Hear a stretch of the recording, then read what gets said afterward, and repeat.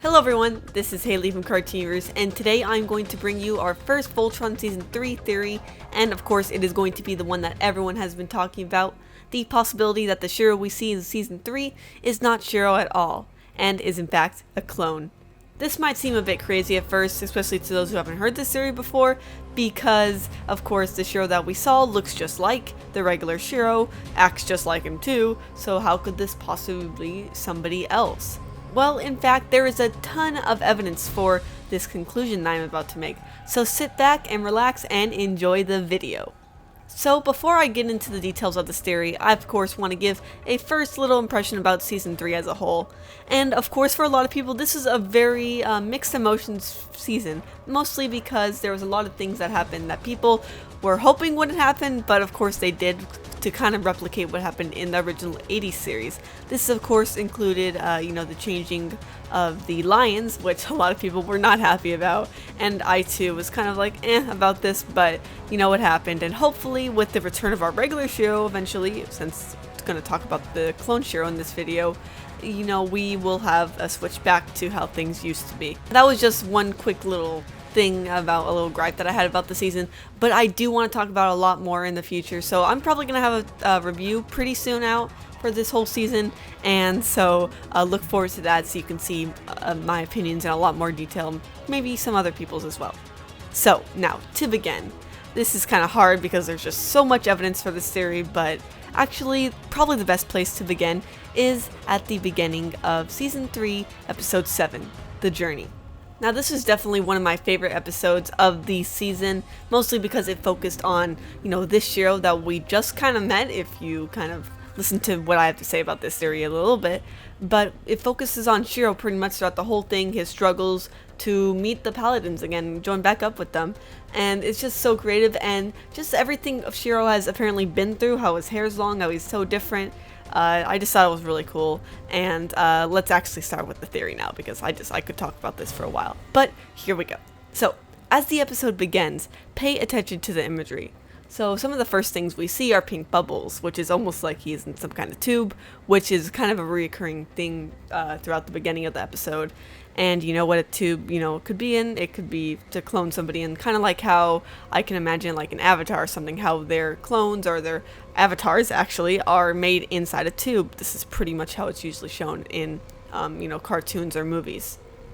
Then we see the Galra symbol and Shiro's hand. Now this is important because it tells us to think of a connection between the two. We know his hand is made of Galra tech, so it is possible that this is a key piece of information in this theory. And what's interesting is that the show has brought up the fact before that Shiro's hand could be very dangerous. In Season 2, Episode 3, Shiro's Escape, Hunk and Pidge talk about how Shiro could have been tricked to believe some stuff because the Galra implanted fake memories into his head. They conclude that his hand has the ability to store memories and directly link it to his brain.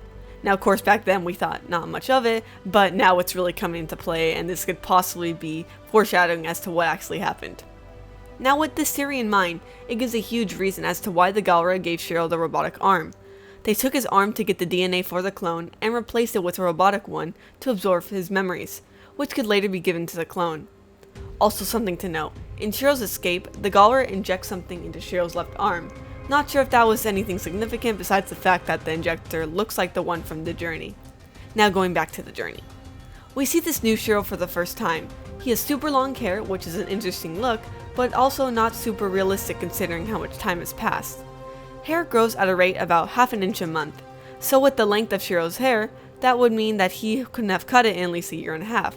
To think that the paladins didn't form Voltron in that long would be quite crazy.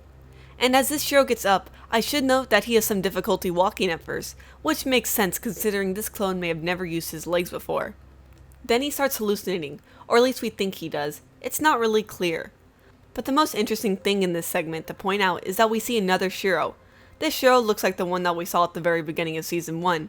While it is definitely possible that this is the real Shiro, it's strange that he would be in the same attire. However, this is actually Shiro. It does then make sense that the clone would have all of Shiro's memories up until the ending of the second season. This still doesn't explain the long hair, but, that's kind of a mystery at this point. I would like to give a possible timeline of events that led to the creation of the clone and his eventual escape. And in fact, during some more flashbacks, we learned that the operation to create the clone was called Operation Kuron. and from this I will call the clone Kuron.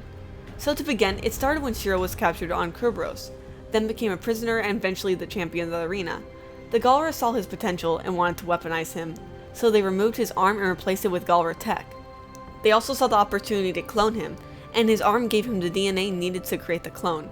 This somehow made it completely identical, including his scar. So this was stage 1.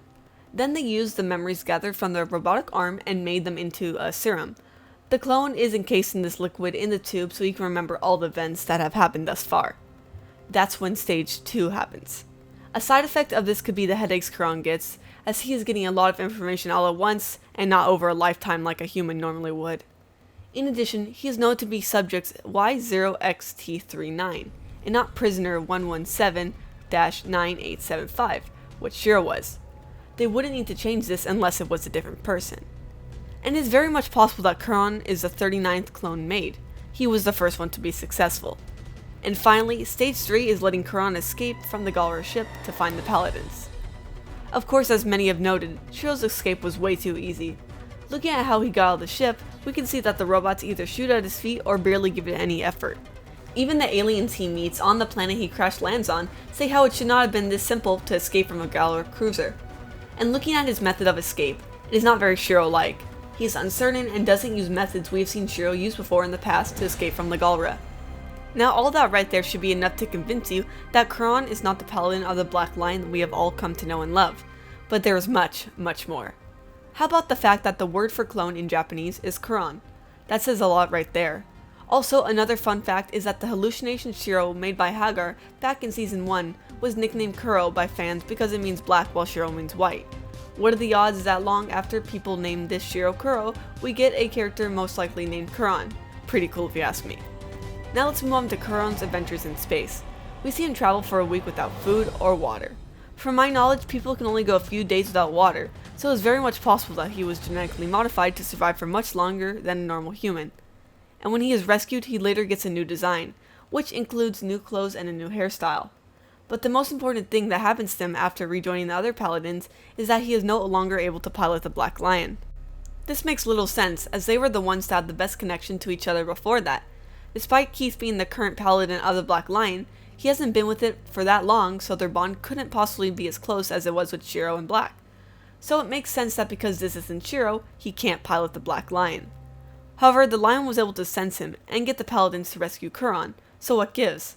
Well, it is possible that the Black Lion knew that he was in trouble and saw being close enough to Shiro that it couldn't tell at the moment, but when it got a closer reading on him, it realized it was the wrong Shiro.